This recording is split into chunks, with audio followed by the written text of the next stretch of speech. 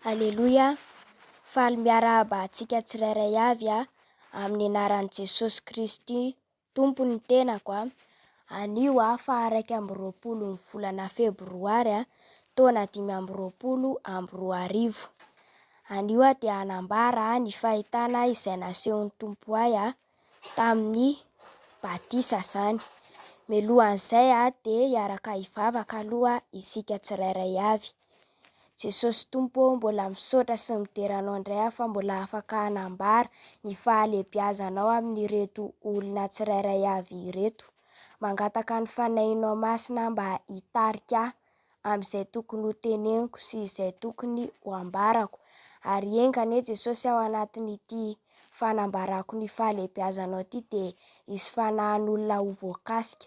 Ka dia amin'ny anaranao Jesosy no hanambarako ny fahitana izay nasehonao ahy. Mankasitraka Tompo, amen. Sao tsika dia hamaky ny ao amin'ny Marka 16:16. Marka 9:12 dia 9:12. Vakiana ny teny amin'ny anaran'i Jesosy. Izay misy atao batisa no ho vonjena, fa izay tsy mety mino no elohana. Amen. Arak'izany tenin'Andriamanitra izany dia hoe izay mino sy atao batisa no ho vonjena. Mazava be mihitsy izany teny izany izay mino izany sy atao batisa no ho vonjena, fa izay tsy mety mino kosa no elohana. Mazava tsara mihitsy ny tenin'Andriamanitra eto.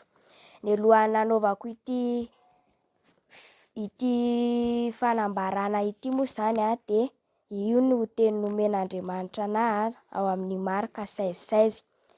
Dia hanambara izany ny fahitana izay naseho an'ny tompo ahy tamin'ny batisa zany.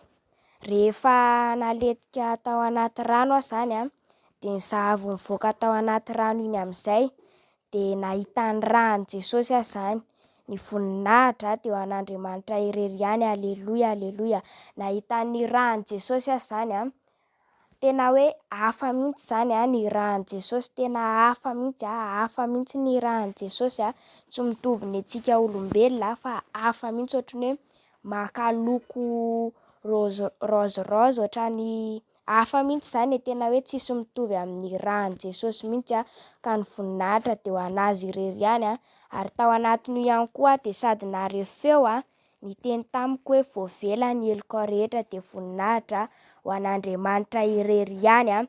Dia ny tiako hampaherezana antsika izany dia raha mbola tsy vita batisa ianao dia aoka ianao atao batisa satria izay mino sy atao batisa irery ihany no ho vonjena izany, fa izay tsy mety mino no elohana. Dia voninahitra ho an'Andriamanitra irery ihany. Mankasitraka indrindra tompoko. Amen.